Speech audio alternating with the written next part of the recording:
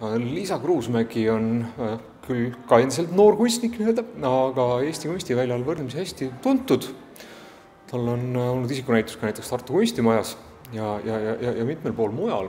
Kruusmägi tööd on alati hästi jutustavad, poeetilised. Et ta kuidagi kajastab pidevalt oma maalides, mis on väga joonistuslikud, et talle meeldib joonistada. Joonistuslikus maalides väga palju just seda, mida ta ise kogeb ja mida läbi elab, et nad on alati hästi sellised olukorra ja situatsioonipõhised.